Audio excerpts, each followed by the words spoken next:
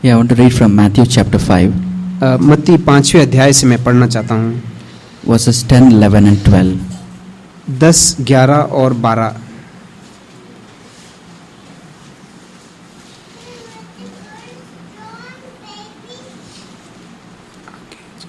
धन्य है वे जो धार्मिकता के कारण सताए जाते हैं, क्योंकि स्वर्ग का राज्य उन्हीं का है। धन्य हो तुम जब लोग मेरे कारण तुम्हारी निंदा करें, तुम्हें यातना दें और झूठ बोल बोलकर तुम्हारे विरुद्ध सब प्रकार की बातें कहें। आनंदित और मगन हो, क्योंकि स्वर्ग में तुम्हारा प्रतिफल महान है। उन्होंने तो उन नबियों को भी जो तुमसे पहले हुए इसी प्रकार सताया था। Yeah, praise God. All these beatitudes that Jesus mentioned, इन पर्वत के उपदेश के पहले भाग में जो लिखा है, उन सबों में प्रभु यीशु ने they are completely opposite to the spirit of the world. ये दुनिया में जो पढ़ाया जाता है उसके सीधा विरोध में है। I mean, if you're poor in spirit in the world, they will not even value that. अगर आप मन के दीन हो तो कब कोई भी दुनिया में आपको मूल्यवान नहीं समझेगा। And they always want to have a laughing spirit rather than a mourning over sin.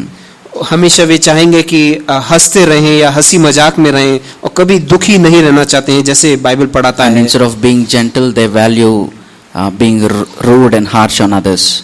नम्र रहने के बजाय वो हमेशा दूसरों के ऊपर दबाव और जोर डालते हैं। Yeah, it's completely opposite to the spirit of the world. ये जो दुनिया का आत्मा है उसके सही विपरीत है।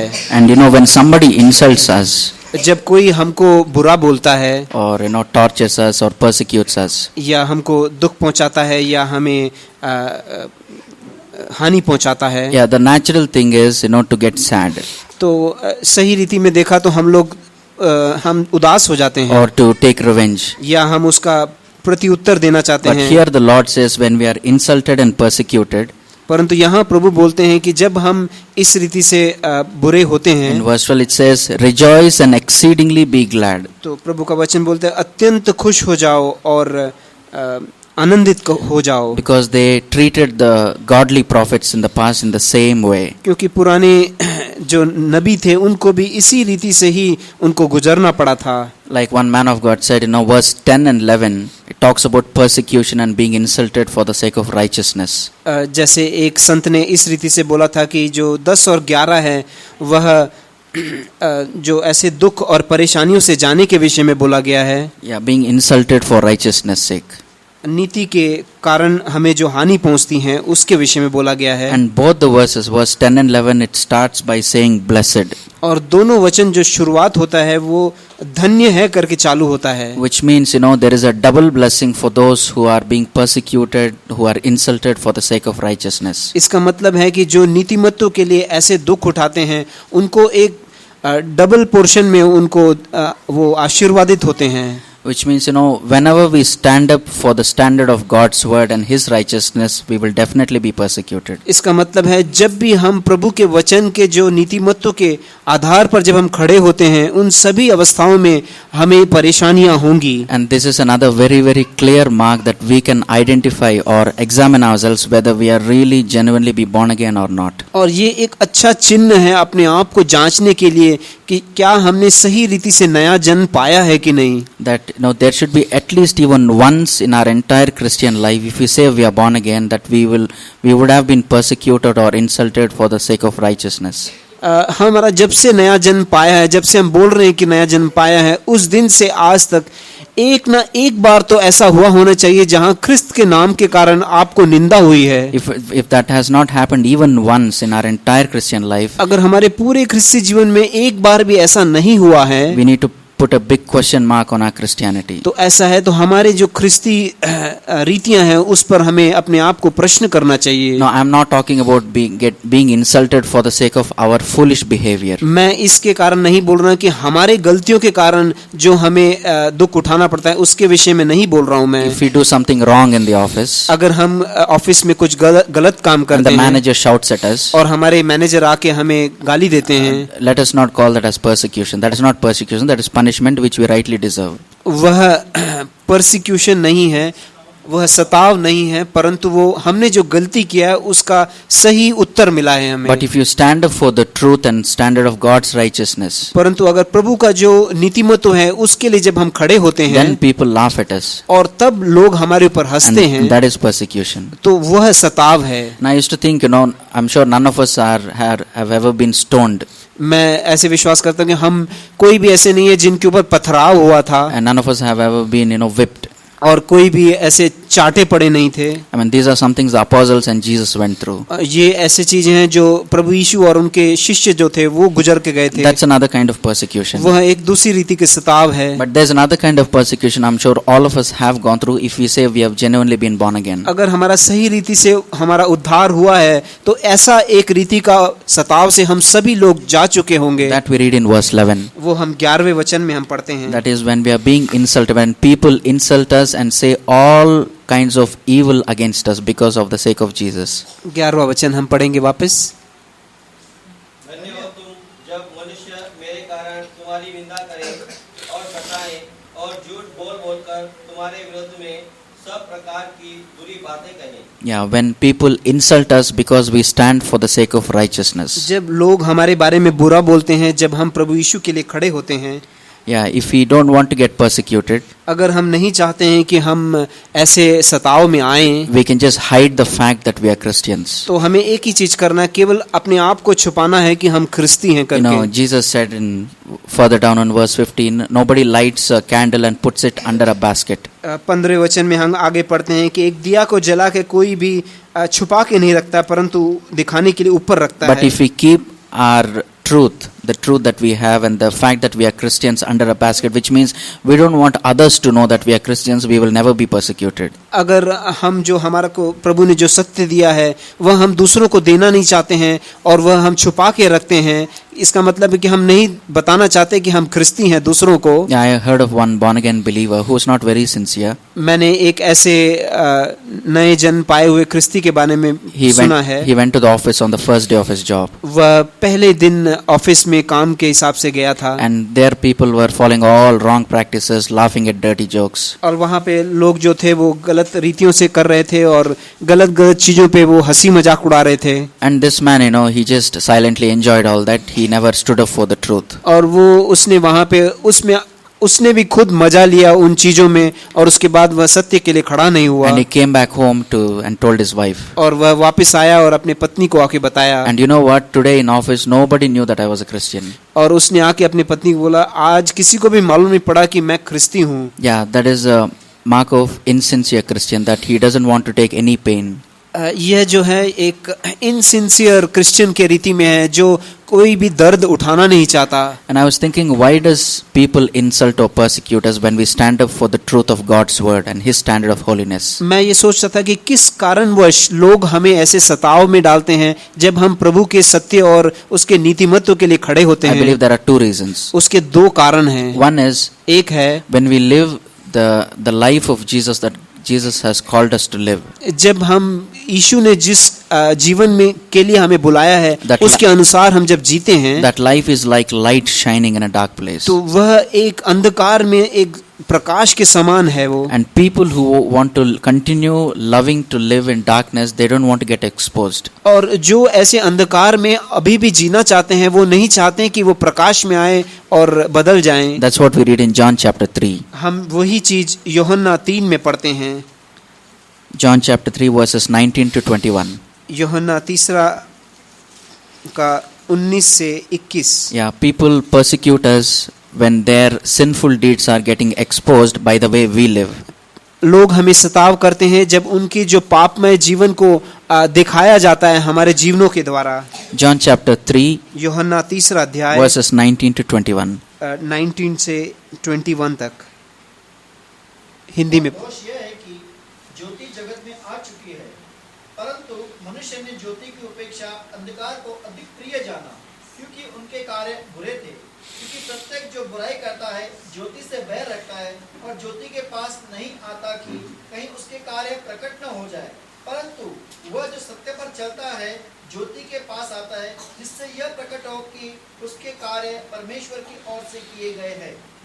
Yeah, it says everyone who does evil, verse 20. 20वें वचन में लिखा है, जो भी पाप करता है, दुष्टता करता है, They don't want to come to the light वह प्रकाश में आना नहीं चाहते, because their deeds, their sinful deeds will be exposed. क्योंकि उनके जो बुरे काम हैं वह सबको दिखाई देंगे। You know, just like sometimes we lift a huge stone जैसे कभी हम एक भारी पत्थर को उठाते हैं and you have many insects and worms there. और जब हटाते हैं तो उसके नीचे बहुत सारे कीड़े मकोड़े And the हैं, moment you lift the stone, which means light enters in there, the insects all get scattered, और जैसे ही जब हम वो पत्थर हटाते हैं और प्रकाश उधर आता है तो वे सब वहाँ यहाँ भागने लगते which हैं। means they are comfortable living in the darkness under the stone. इसका मतलब है वे अंधकार में वहाँ छुप कर रहना वो अच्छा पसंद करते थे। But the moment light comes in, they are all disturbed. जैसे ही प्रकाश आता है तो वो हड़बड़ा जाते हैं। And you know, when we stand up for the truth of God's word and His holiness, standard of His holiness in our office or among our relatives, जब हम इस रीति से प्रभु के नीतिमत्व के लिए खड़े होते हैं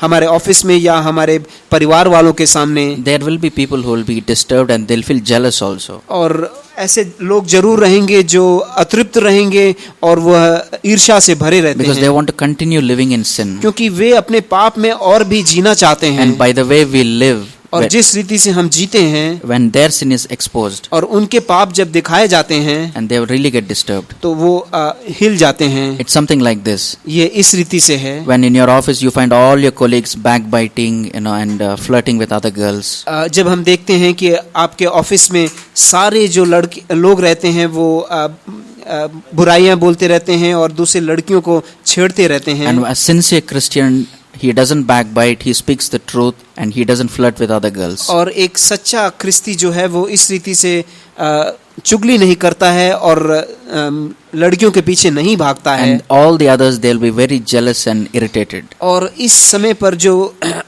बाकी सभी लोग हैं वो अतृप्त हो जाते हैं और वो नाराज हो जाते You know, हैं। we have the tendency in our flesh. हमारे मांस में ऐसा है, When in our room, you know, when everybody is so clean, जब हमारे कमरे में सभी लोग एकदम स्वच्छ हैं and I have dirty clothes on my body, और मेरे शरीर में अगर गंदे कपड़े मैंने पहने हैं, I always want others also to get their clothes dirty. मैं चाहूंगा कि दूसरों के कपड़े भी उसी समान खराब हो जाएं। If everybody clothes are dirty, then I'll feel okay, everybody is dirty. अगर सभी का कपड़ा खराब हो तो मैं भी अपने आप को सांत्वना देता हूँ, हाँ सभी के कपड़े खराब है तो मेरा भी खराब That's चलेगा। the tendency all human beings have. यही सभी मनुष्य जात में ऐसा ही है, That when we live a pure life, जब हम एक स्वच्छ जीवन जीते हैं, that we don't cheat others, we don't tell lies, जब हम दूसरों को फंसाते नहीं हैं और हम झूठ नहीं बोलते that हैं, we earn the money righteously, और हम हमारा जो पैसा है वो सही रीति से कमाते हैं, and others will make fun of us. तब लोग हमारा मजाक उड़ाएंगे। There's nothing strange. उसमें कुछ भी अद्भुत नहीं है। Yeah, Bible says all who desire to live a godly life in Jesus will be persecuted. Bible बताता है कि जो भी एक दैविक जीवन जीना चाहता है वह सताव के अंदर से जरूर जाएगा। Yeah, persecuted doesn't necessarily mean stoning or whipping.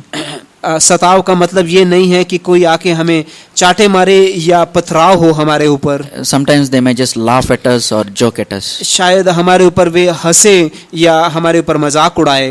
Yeah, that is the first reason why people want to insult us and persecute us, is that when we live a godly life, their sin is exposed, their darkness is exposed, and they don't want to come out of that darkness. यही कारण है कि पहला कारण है कि जिस कारण उनका पाप जो है बाहर दर्शाया जाता है हमारे जीवनों के द्वारा, उसी कारण वे हम पर सताव करते हैं। And the second reason why people persecute, और दूसरा कारण जिसके कारणवश वे हमें सताव देते हैं, it's written in John 5:16. वह यूहन्ना 5वां अध्याय When का people 16वां वचन। when people who love and value tradition more than the word of God, जब प्रभु का वचन से ज्यादा बढ़कर जो रीति रिवाज हैं उसके ऊपर ध्यान देते then they हैं, will really persecute. तो वो जरूर आपका सताव करेंगे। John chapter 5 verse 16.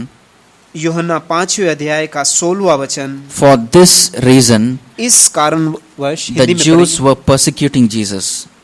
यहूदी इस कारण यहूदी लोग यीशु को सताने लगे, क्योंकि वह इन कामों को शब्द के लिए करता था। Yeah, Jesus, you know, he was doing something good to people on the Sabbath day. एक रविवार के दिन प्रभु शनिवार के दिन शब्द के दिन प्रभु अच्छा काम कर रहा था। Yeah, the only commandment in the law was you should not work. एक ही जो नियम था पुराने नियम के अनुसार वह था कि आप काम न करें, which means you should not earn any money. मतलब आप कोई धंधा करके पैसा न कमाएं। If you do some good or some healing to somebody, there's nothing wrong in that. परंतु अगर आप कुछ अच्छा करें, किसी को चंगाई करें, उसमें कोई गलती नहीं है। So the Pharisees and the Jews, they developed a tradition that we must not do anything on the Sabbath. तो परंतु फरीसी और सदूसी ने क्या किया कि ऐसा एक रीति बनाया कि कुछ भी काम नहीं करना चाहिए। And Jesus came and exposed their false tradition. और प्रभु ने आकर उनकी जो गलत रीति का जो पढ़ाने का रीति है उसको उन्होंने खोल के समझाया। And there they got irritated, and verse 16 it says, for this reason they persecuted even Jesus. और उस कारणवश यहाँ लिखा हुआ है कि वे गुस्से हुए और वे प्रभु को सताने लगे। Yeah, when we stand up against the false traditions our ancestors have been following, we will be insulted and persecuted. जब हमारे पूर्व पिताओं के जो रीतियों के अनुसार जब हम उसके विरोध में खड़े होते हैं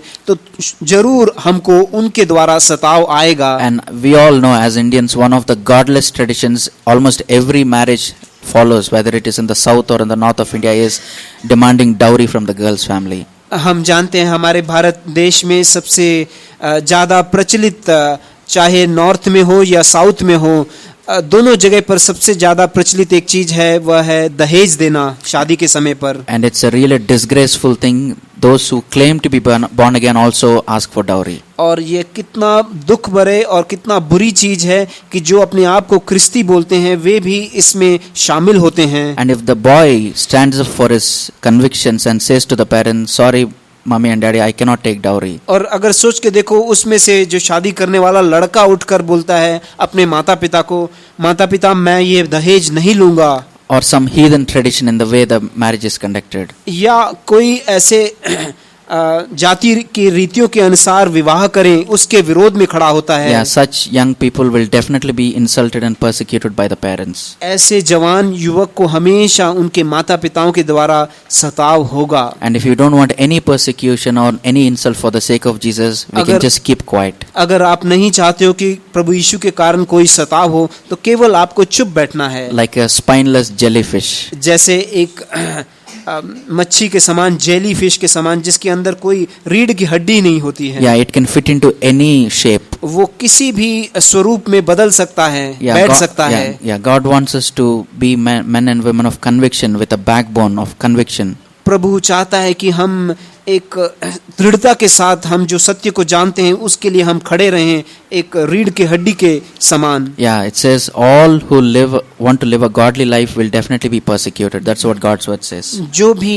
एक दैविक जीवन जीना चाहता है उन सबों को सताव से जाना पड़ेगा। If we have never been insulted or persecuted in our entire life, it means we are not living a godly life. अगर हम कभी भी एक बार भी हमारे पूरे क्रिस्ती जीवन में कभी भी ऐसे सताव से नहीं गए हैं तो हम क्रिस्ती हैं करके हमें अपने आप को जांचना है। You know, if everybody that we come across in our life are happy with us, something is wrong. We are compromising somewhere. अगर सभी लोग जो हमारे आजू बाजू में हैं, सभी लोग हमसे खुश हैं और नाराज नहीं हैं, तो कुछ गलती है हमारे में। And you know how Abel, he was I think the first person to be persecuted and killed because he gave the very best to God.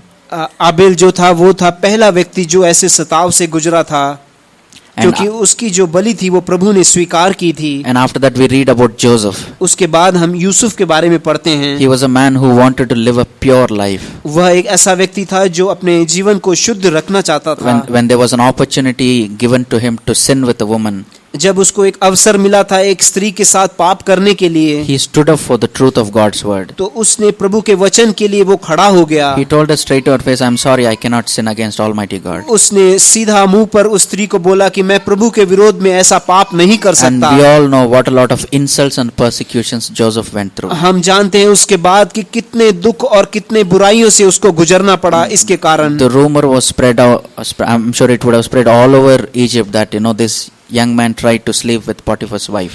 यह जो गलत जो समाचार है वो पूरे इजिप्ट में फैल गया होगा कि यह जो जवान व्यक्ति है वह पोतीफर के पत्नी के साथ सोने का प्रयत्न कर रहा And था। he was thrown in prison. और उसके बाद उसको कारागृह में डाल देते हैं। And if you just ask Joseph, if you had just secretly slept with her, you would have avoided all these persecutions and insults. अगर यूसुफ को जाके उस वक्त हमने पूछा होता कि केवल तेरे को थोड़ी देर उस स्त्री के साथ सोना था तो तेरे को ये कुछ भी दुख सहने की जरूरत नहीं थी. I'm sure Joseph would have said, like how Moses said in Hebrews 11:25, I would rather choose to be persecuted for the sake of righteousness along with the people of God rather than enjoying the passing pleasures of sin. मैं विश्वास करता हूँ कि जिस रीति से मूसा ने इब्रानियों 11 में उत्तर दिया कि यह अच्छा है कि मैं मेरे भाइयों के साथ दुख सहूं बजाय कि मैं इस पाप का मजा लूं. Yeah, if we really see how much the Lord went through for us on the cross, the agonies of hell He experienced for us on the cross. अगर हमने सही रीति से समझ लिया कि कितना प्रभु हमारे लिए उस क्रूस पर दुख सहाया है, For all the secret sins that we have committed. जो हमने जो पाप छुप कर किया है उन सबों के लिए, For all the murders and the adulteries we have committed in our hearts. जो खून और जो व्यभिचार हमारे हृदय में हमने किए हैं, And we should have been hanging publicly on the cross. हमें उस क्रूस पर नंगा होकर वहां लेटा होना चाहिए But it था. was the Lord who was hanging on the cross and on our behalf. परंतु हमारे जगह पर प्रभु उस क्रूस पर लटके हुए थे. And if we see that how much the Lord went through for us, अगर हमने ये समझ लिया कि कितना प्रभु हमारे लिए ये सब सह चुका and if we है, have the genuine love for the Lord, और अगर हमें वह प्रेम है प्रभु के तरफ, and we would say, Lord, I am not ashamed to live for you on this earth because you are not ashamed to hang on the cross for me, publicly humiliated. तो हम ये बोल पाएंगे, प्रभु तूने मेरे लिए इतना कष्ट और तू वहां नंगा होकर मेरे लिए क्रूस पर पड़ा था, तो मैं भी तेरे लिए जीने के लिए मैं पीछे नहीं हटूंगा. And there is a tool that God has given us that when we are persecuted, that we stand firm rather than falling away. एक चीज प्रभु ने ऐसे स्थापित किया है कि जब भी हम परसिक्यूशन के अगेंस्ट में खड़े होते तो प्रभु हमें स्थिर खड़ा रखता है. It says in Mark 4:17. मरकू का 4 का 17वां वचन, Mark 4:17. 4 का 17वां वचन हिंदी में पढ़ेंगे Or verse 16 and 16 से पढ़ेंगे. इसी प्रकार ये लोग बीज बोई गई पथरीली भूमि के समान है. जब वे वचन को सुनते हैं तो तुरंत उसे आनंदपूर्वक ग्रहण कर लेते हैं. वे अपने आप में गहरी जड़ नहीं रखते और थोड़े ही समय के लिए रहते हैं, परंतु जब वचन के कारण तुम पर कष्ट या सताव आता है तो वे तुरंत ठोकर खाते हैं. Yeah, there we read the word immediate. The word immediate mentioned twice. वहां लिखा हुआ है कि तुरंत करके 2 बार बोला गया है. Verse 16, last part of verse 16. 16वें वचन के आखिरी में They are immediately taken up with joy and receive the word of God. They say, oh, the message was so wonderful, lovely word it was. वहां लिखा हुआ है कि वचन सुनकर वे तुरंत खुश हो जाते हैं कि ये कितना अच्छा वचन था करके.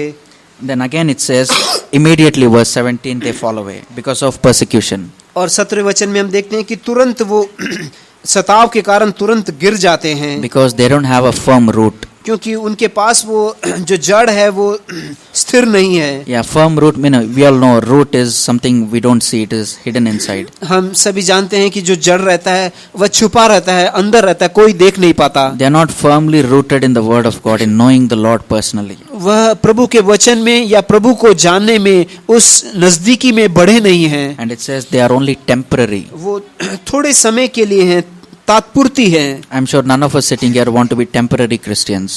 मैं विश्वास करता हूँ कि हम में से कोई भी ऐसा नहीं रहेगा जो थोड़े समय के लिए जीना चाहते That हैं it is क्रिस्ती बनकर. it is the Lord's will that we should have a firm root, which means in that part of life when nobody sees us, in our secret life, that we are firmly devoted to the Lord.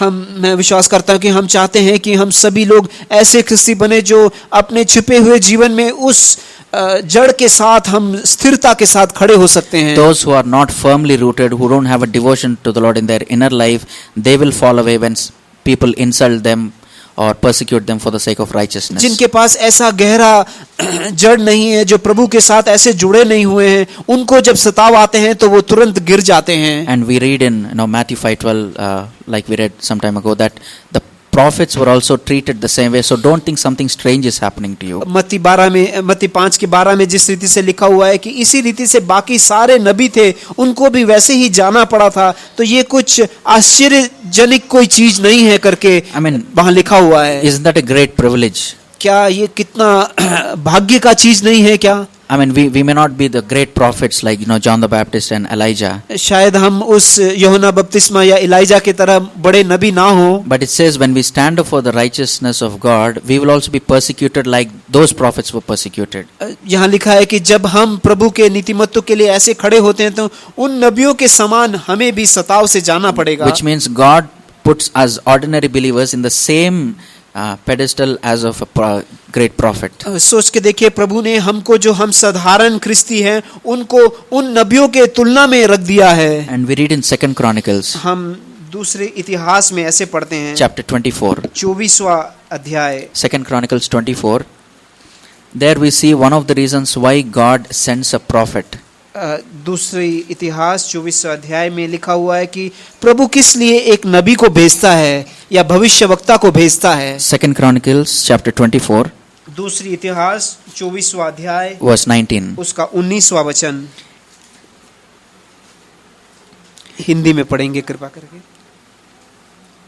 फिर भी यहोवा ने उसके पास नबी भेजे कि उन्हें उसकी ओर फेर लाएं। उन्होंने उनको चिताया परंतु उन्होंने एक न सुनी। Yeah, that is the calling of a true prophet of God from a false prophet, is that he will be having a longing for the people of God to be brought back to the Lord. एक सच्चे नबी का हमेशा हृदय ऐसे ही रहेगा, वह चाहेगा कि लोगों के हृदय को प्रभु की ओर वापस लौटा के लेके आना।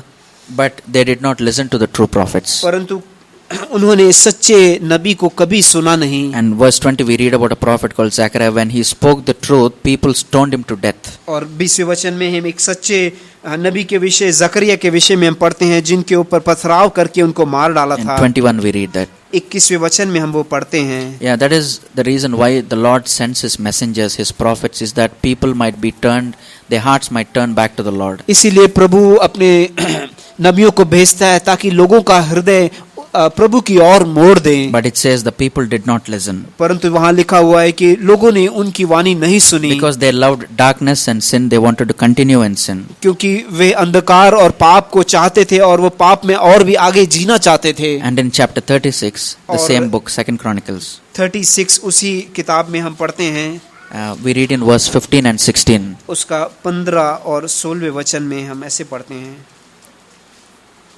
It says, the Lord sent his word again and again by his messengers because he had compassion on his people. 15 वचन हम पढ़े। उसके पूर्वजों के परमेश्वर यहोवा ने बार और बार अब संदेश वाहक के द्वारा उन्हें, संदेश दिया, क्योंकि उसे अपनी प्रजा और अपने निवास पर तरस आता था। Yeah, because God had compassion on his people and on the church, the dwelling place, God was continuously again and again, which means Sunday after Sunday, he is faithful in giving the word of God. प्रभु अपनी कलीसिया और अपने जन को इतना तरस खाता था कि वह हर रविवार को उसका संदेश बार बार हमको भेज रहा है। But people, see how they responded in verse 16. परंतु 16वें वचन देखिए किस रीति से लोग उसका प्रति उत्तर देते It हैं। says they continually mocked the prophets and despised the words of God. वे हमेशा उन नबियों परंतु वे परमेश्वर के संदेशवाहक का निरंतर ठट्ठा करते, उनके वचनों से घृणा करते और उसके नबियों की हंसी उड़ाते थे, जब तक कि यहोवा का क्रोध अपनी प्रजा पर ऐसा न भड़का कि उनका कोई उपचार न रहा गया। Yeah, it says in the Hindi version, it says they were laughing at the prophets. एक दूसरी परिभाषा में ऐसे लिखा है कि वे उनका हंसी मजाक उड़ा रहे Yeah, थे। when we stand up to what the Lord wants us to live, people will laugh at us. जब हम प्रभु के सही रीतियों पर खड़े होते हैं तो लोग हमारे ऊपर हंसेंगे। When you don't want to get a job in an unrighteous manner, जब हमें एक काम सही रीति के बिना हमें लेना है, like how people put fake experience in their CV or resume, जैसे वो अपने बायोडाटा में लिखते हैं कि उनको ऐसा ऐसा गलत एक्सपीरियंस है करके काम मिलने के लिए, and your own relatives and family members might laugh at you. शायद आपके खुद के परिवार वाले ही आपके ऊपर हंसेंगे। They laughed at me as well. वो मेरे ऊपर भी हंसे थे। That's a great privilege. वह सब एकदम प्रिविलेज है। But if you don't want any of that persecution, लेकिन अगर आप ऐसा कोई भी सताव से नहीं जाना चाहते हो, just be silent. Don't stand up for the Lord at all. तो आपको कुछ भी करने की जरूरत नहीं, केवल शांत बैठे रहो। You know, there was some examples I was just going through. मैं कुछ ऐसे उदाहरणों से जा रहा था। People who were persecuted because they spoke the truth. ऐसे लोग जो सताव से गए थे क्योंकि उन्होंने सत्य बोला था। In the same book, 2 Chronicles, दूसरी इतिहास में हम उसी किताब में हम ऐसे पढ़ते हैं, chapter 18. 18वां अध्याय, 2 Chronicles, chapter 18, दूसरी इतिहास 18वां अध्याय, verses 1 to 6, we read about a discussion between the two kings of Judah and Israel. दो राजाएं यूदा और इजराइल के जो राजाएं थे उनके बीच में जो बातें चल रही हैं उसके बारे में वहां लिखा गया है। They wanted to go out to war against the enemies. वह युद्ध करना चाहते थे अपने विरोधियों के, But before they go, they just wanted to check with the true prophet of God whether the Lord wants them to battle or not. वे युद्ध करने के जाने से पहले चाहते थे कि वह प्रभु क्या बोलना चाहता है, वह सुनने के लिए वो नबी से मिलना चाहते So in थे। verse 6, 6वें वचन में Jehoshaphat, he says, he is the king of Judah, he says to Ahab, who is the king of Israel, can we check with the prophet of God here? यहोशाफात जो Israel का राजा था वह यूदा के राजा Ahab से बोलता है कि क्या हम यहाँ कोई नबी से बात कर सकते हैं जो हमें बता सकता है। And so in verse 7, the king of Israel, who is Ahab, Jezebel's husband, Ahab जो इजराइल का राजा है, जो जेजेबेल का पति है, and he says, वह बताता है, yeah, there is one true prophet हाँ एक सच्चा नबी है यहाँ पर, that we may inquire of the Lord. ताकि हम उससे पूछ सकते हैं। But he says, but I hate him लेकिन वहाँ लिखा है कि मैं उससे घृणा करता हूँ, because he never prophesies good concerning me, but always evil. His name is Micaiah. क्योंकि वह कभी भी मेरे विषय में अच्छाई नहीं बोलता परंतु बुराई बोलता है, और उसका नाम मिखाया है। That's because Ahab was a man who was continuously living in sin. क्योंकि आहाब एक ऐसा व्यक्ति था वो हमेशा पाप में ही जीता था, And he was being influenced by his wicked wife. और उसको यह करने के लिए सारा प्रोत्साहित उसकी पत्नी करती थी। That's why the true prophet of God, Micaiah, was saying, you must repent, you're living in sin. इसीलिए माइका हमेशा उनको बताता था कि तुझे पश्चाताप करना है, तू पाप में जी रहा है। But Ahab, he never liked it. परंतु आहाब को कभी भी ये पसंद नहीं आता था। He thought Micaiah was hating him. वह हमेशा सोचता था कि माइका उसका विद्रोह करना चाहता No, है। Micaiah didn't hate him. Out of love, he was speaking the truth. Mica उसको विद्रोह नहीं कर रहा था, परंतु वो प्रेम के द्वारा वह बता रहा था उसको। You know, one of the marks of love, we read in 1 Corinthians 13, I think it says, love, it does not rejoice in iniquity or sin, but with righteousness. प्रेम के विषय में 1 कुरिन्ती 13 में लिखा है कि वो कभी भी खुश नहीं होता अधर्म में। Yeah, whenever we think, you know, when we love, we should not speak the truth. हम कई बार सोचते हैं कि हम प्रेम कर रहे हैं तो हमें सत्य बोलने की जरूरत नहीं है, That is immaturity. परंतु वह बड़प्पन नहीं है। But here we see about a true prophet of God. Verse 13, he says, I'll only speak what the Lord tells me to speak. परंतु 13वें वचन में इस सच्चे नबी के विषय में हम पढ़ते हैं कि मैं वही बोलूंगा जो प्रभु मुझको बताता है। 13वें वचन में, And as a result of that, verse 23, they slap him on the cheek. और उसके कारण हम आगे पढ़ते हैं कि उसको चाटे पड़ते हैं। Yeah, whenever we stand up for the truth of God's word, when we speak the truth of God's word, we need to be ready to be insulted. जब भी हम प्रभु के सत्य के लिए खड़े होते हैं और वो बताते हैं तो हमें तैयार रहना है ऐसे सताव से जाने के लिए। And the second example of a man who was persecuted, और दूसरा उदाहरण जो इस रीति से सताव से गुजर के गया था, in Luke chapter 3, Luka is about the man of God called John the Baptist. लूका 3 अध्याय यूहन्ना बपतिस्मा के विषय में। Luke chapter 3, लूका 3 अध्याय। we all know the message of John the Baptist. हम सभी जानते हैं वह संदेश जो यूहन्ना बपतिस्मा लेके आया था, Repent, for the kingdom of God is near. पश्चाताप कीजिए क्योंकि परमेश्वर का राज्य, स्वर्ग का राज्य आ गया है। And when verse 7, people were coming to take baptism, और 7वें वचन में लोग बपतिस्मा लेने के लिए उनके पास आ रहे थे। and he said, please show me the fruits first of all that you've genuinely repented. Don't just simply come for baptism. तब यूहन्ना बपतिस्मा इस प्रकार से बोलता है कि मुझे सही रीति के फल दिखाइए कि आप पश्चाताप कर चुके हो। Yeah, in as a result of that, इसके कारणवश in verse 10, 10वें वचन में the lot of crowds, they were coming and questioning John the Baptist, what should we do? कई लोग झुंड आकर उनसे पूछ रहे थे हमें क्या करना चाहिए। I mean, in the modern day, a lot of church leaders, if somebody comes for baptism, they will gladly give and put it on the church notice board that we have baptized so many people. अगर आज के दिन ऐसे झुंड आते हैं और बोलते हैं कि हमें क्या करना है या हमें बपतिस्मा लेना है, तो तुरंत बोलेंगे आ जाओ बपतिस्मा ले लो, और वो अपने नोटिस बोर्ड में ऐसे छाप देंगे कि इतने लोगों ने आके बपतिस्मा लिया हमारे यहाँ But पर। not John the Baptist. परंतु यूहन्ना बपतिस्मा ऐसा He नहीं था। stood up for the truth of God's word and the standard of God's righteousness. वह प्रभु के नीतिवत के लिए, उसके वचन के लिए खड़ा रहा। If he was saying, if you say that you are children of God, if you've been born again, then you must bear the fruits, verse 8, that you've really repented. अगर आप बोलते हो कि आप प्रभु के बच्चे हो और आपने नया जन्म पाया है, तो आपको वो नए जन्म का जो फल है वो दिखाना पड़ेगा। And there are some tax collectors, verse 12, who come and ask, what shall we do? और कुछ चुंगी लेने वाले उनके पास आते हैं और वो पूछते हैं कि हमें क्या करना चाहिए। And he says, collect righteously, don't collect more than what you're supposed to do. वो बोलते हैं कि सही रीति से आप आपकी चुंगी लीजिए। And verse 14, और 14वें वचन में there are some soldiers who are like police officers. They came and ask John the कुछ Baptist. सिपाही लोग जैसे पुलिस ऑफिसर के समान वो आके पूछते हैं कि हमें क्या करना And चाहिए। he says to them, be content with your wages. तो वो बोलता है कि तुमको जो तनख्वाह मिलता है उसमें आप तृप्त रहिए। Yeah, be content with your salary. Don't run after more and money. आपको जो तनख्वाह मिलता है उसमें खुश रहिए और बाकी पैसे के लिए पीछे मत भागिए। And verse 18, और 18वें वचन में with many other exhortations, he preached the gospel to the people. इस रीति से कई उदाहरणों के द्वारा उसने वह सुसमाचार लोगों को पढ़ाया। And in that context, और उसको रखते हुए verse 19, 19वें वचन में, and just before we read 19, वो 19 पढ़ने से पहले, and we all know how where John the Baptist was preaching and giving baptism. हम जानते हैं कि यूहन्ना बपतिस्मा कहाँ ये प्रचार कर रहा था और कहाँ वह बपतिस्मा दे रहा The था। last part of verse 2, we read it was in the wilderness. तीसरे अध्याय के दूसरे वचन में लिखा है कि वह वनांत जगह पर था। And lot of people around the wilderness, they were coming to the wilderness to listen to this anointed prophet, and they were taking baptism. और शहरों से लोग वहां छोड़कर इस वनांत जगह पे आ रहे थे।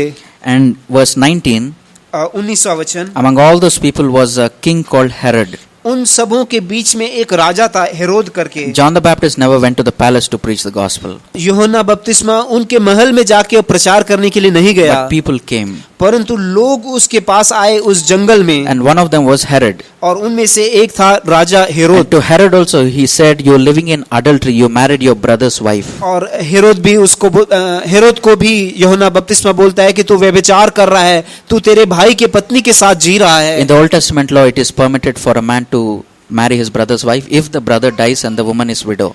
पुराने नियम में ऐसा नियम है कि अगर आपका भाई गुजर जाता है तो उसकी पत्नी को आप अपनी पत्नी करके ले सकते हो, And to take care of her. उसको संभालने के लिए। But here he married Herodias, which means Herodias' actual husband was still alive. परंतु यहाँ लिखा हुआ है कि हेरोदियस को अपना लिया, परंतु उसका पति जो था वो अभी भी जी रहा था। So verse 19, he reprimands Herod saying, you're living in sin. उसको सही करने के रीति में उसको बताते हैं। So we read that parallel passage in Mark 6. इसी को जो दूसरे जगह पे लिखा हुआ है मरकू के सुसमाचार में, Mark chapter 6. 6वां अध्याय,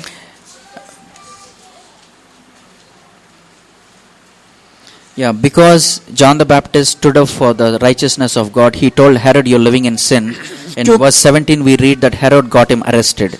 क्योंकि यूहन्ना बपतिस्मा ने सच्चाई उसको बताया हेरोद राजा की तू पाप में जी रहा है और तू तेरे भाई की पत्नी के साथ जी रहा है, उस कारणवश हेरोद ने उसको पकड़कर कारागृह में डाल दिया था। And verse 18, और 8वें वचन में it says, John had been saying to Herod, it is not lawful for you to live with your husband's wife. 18वां वचन हम पढ़ेंगे। यूहन्ना तो हेरोदेस से कहा करता था, तुम अपने भाई की पत्नी को रखना न्याय उचित नहीं है। And verse 19, 19वां वचन, I mean, Herodias was a woman who had the spirit of Jezebel in the Old Testament.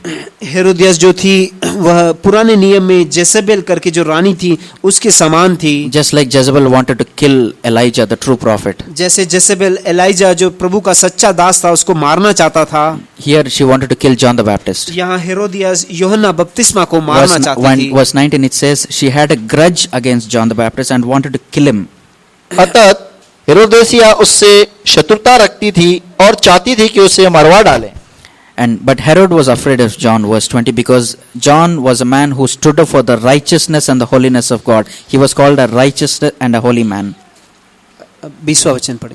क्योंकि हेरोदेस यह जानकर यूहन्ना से डरता था कि वह एक धर्मी और पवित्र व्यक्ति है और उसकी रक्षा करता था और जब वह उसकी सुनता था तो बहुत ही घबरा जाता था, but he used to enjoy listening to him. फिर भी प्रशंसा से सुना करता था। Yeah, that is one of the reasons why, John the Baptist rebuked Herod. यही कारण था क्योंकि वह सुनना चाहता था कि यूहन्ना बपतिस्मा उसको आके उसकी गलतियां उसको He समझाता was था। living in secret sin. वह अपने छुपे हुए जीवन में पाप में जी रहा था, At the same time, he used to enjoy listening to an anointed message. परंतु एक देवीय संदेश को वो सुनना चाहता था। And further down, verse 22, और आगे जाकर 22वें वचन में it says he was lusting after a young girl. और वहां हम देखते हैं कि वह बुरे नजर से एक जवान लड़की को देख रहा था। Yeah, he was seeing a girl being dancing. वह एक जवान लड़की नाचते हुए देख रहा था। I mean, he was so blinded with lust that he didn't even know that it was his own daughter. वह इतना इच्छा के साथ उसके आंख भरे हुए थे कि वह यह भी नहीं समझ पा रहा था कि वह जिस लड़की को देख रहा है वह उसकी बेटी स्वयं थी। Because he married Herodias, obviously the Herodias' daughter is his daughter. उसने हेरोदियस को शादी कर लिया था तो हेरोदियस की बेटी जो है वो उसकी ही बेटी बन Yeah, गई। that is the reason why John the Baptist rebuked Herod. इसीलिए यूहन्ना बपतिस्मा ने उसको उस रीति से उसकी गलतियां उसको दिखाया था, Because he was living in sin. क्योंकि वह पाप में जी रहा था। He was lusting after other women. वह बुरे नजर से स्त्रियों को देख रहा था। That is in his secret life. वो अपने अंतरूनी जीवन में, But in the public life, he was enjoying listening to a message. परंतु सबके सामने तो वो ऐसे अच्छे संदेश बड़े चाव के साथ सुनता था। And we all know the story how Herodias got the head of John the Baptist. और हमें यह कथा मालूम है किस स्थिति से हेरोदियास ने छल के साथ हेरोद का यूहन्ना बपतिस्मा का गला काट के ले लिया था। If John the Baptist had kept quiet, अगर यूहन्ना बपतिस्मा वहां चुप बैठा रहता he would never have lost his head. तो उसका सर कभी कटता नहीं। Now, if any of the modern preachers were there in John the Baptist's place, अगर कोई भी आज के नए करार के इस काल के कोई प्रचारक रहते यूहन्ना बपतिस्मा के जगह पर, when they see Herod, a big politician, coming for baptism, और वो देखते हैं कि एक बहुत बड़ा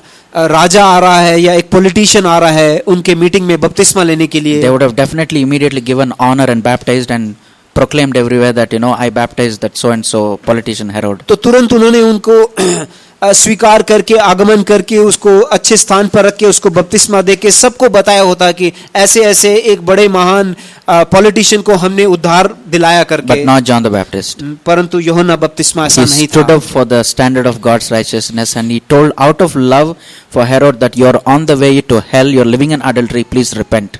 परंतु यूहन्ना बपतिस्मा हमेशा स्थिरता के साथ बोलता रहा, तू पाप की ओर, तू नरक की ओर जा रहा है क्योंकि तू पाप में जी रहा है। And I heard about a real incident that happened in the US. मैं एक ऐसा सच्चा घटी एक चीज के बारे में मैंने सुना है यूएस में जो हुआ That था। a woman who professed to be a born again Christian, एक स्त्री जो बोलती थी कि मेरा नया जन्म पाया है, she wanted to be separated and divorced from her husband वह अपने पति से हटकर तलाक देना चाहती थी। for no serious reason. कुछ ऐसा प्रमुख कारण नहीं था। So one of her friends who was a sincere Christian, और उनका जो एक दोस्त था जो एक अच्छा ख्रिस्ती था, she came and tried convincing her that you'll be committing adultery if you divorce from your husband and remarry.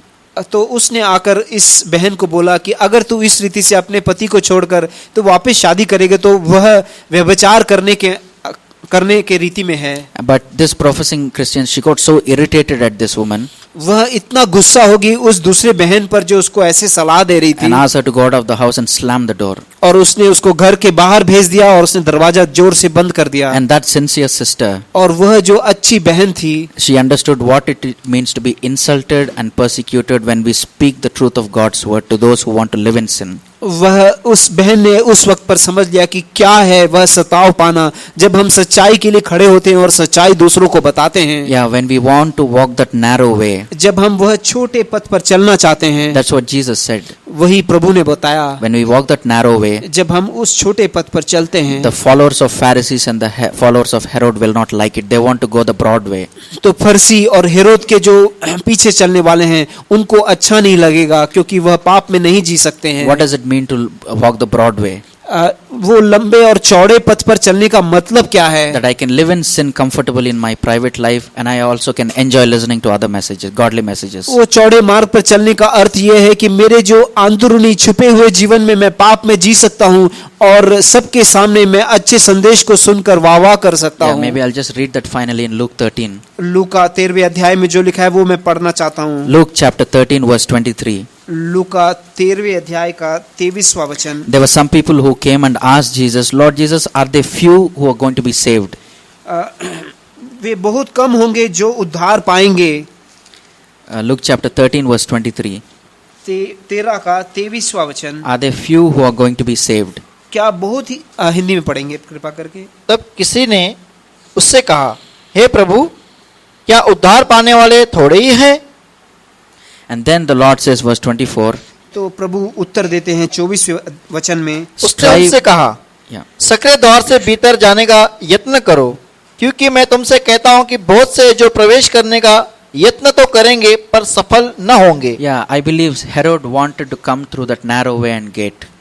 मैं विश्वास करता हूं कि हेरोद चाहता था कि वह छोटे मार्ग से वह निकले, But he could not, परंतु वो नहीं जा पाया because he had to leave the life of sin he was living. क्योंकि उसे उसका जो पापमय जीवन है उसको छोड़ना पड़ता। And in this context, verse 24, और इसको रखते हुए 24वें वचन में हम पढ़ते हैं। Jesus explains from verse 25 onwards यीशु उनको व्याख्या करता है 25वें वचन से till verse 30. 30वें वचन तक। This is when Jesus spoke about the narrow gate and the narrow way.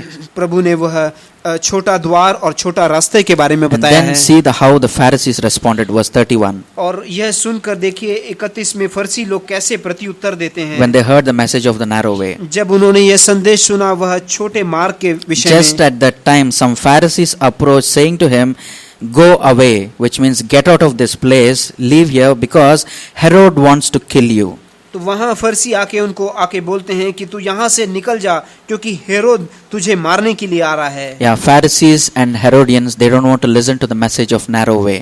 क्योंकि फरीसी लोग और हेरोद के जो पीछे चलने वाले हैं वो नहीं सुनना चाहते, वो सक्रिय मार्ग से चलने के लिए They want to live in sin, at the same time enjoy listening to the message. वह पाप में जीना चाहते हैं और उसी समय पर वह अच्छे संदेश भी सुनना चाहते हैं। Jesus said, It is not possible. प्रभु ने बोला कि ऐसे आप नहीं जी सकते हो। And verse 31, just as we read, they said in the modern translation, they said to Jesus, Get out of this place. 31 को अगर हम आज के दिन के परिभाषा में करेंगे तो ऐसे बोल सकते हैं कि यहाँ से तू निकल जा। And verse 34, out of grief in his heart, the Lord said, और 34 में हम पढ़ते हैं प्रभु वो दुख भरे हुए हृदय से बोलता है। How often I wanted to gather you under my wings.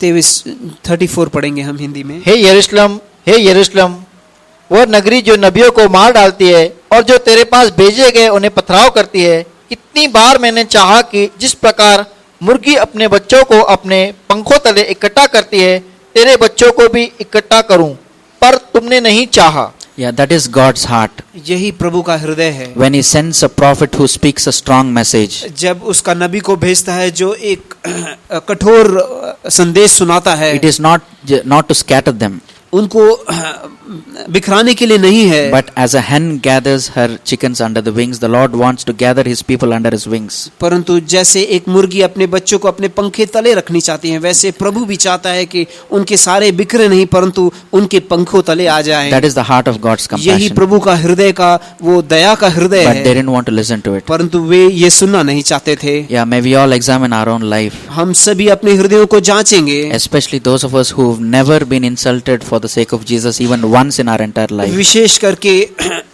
हम में से जिन्होंने एक बार भी कभी भी ऐसे प्रभु के लिए सताव नहीं पाया है। Yeah, may we take it to our heart seriously, हम हमारे हृदय में गंभीरता के साथ यह चीज लेंगे that we stand up for the standard of God's holiness. कि हम प्रभु के जो पवित्रता है उसके लिए हम खड़े रहेंगे। It's a double blessing. इसमें डबल हमें ब्लेसिंग मिलता है, आशीर्वाद मिलता है। Amen.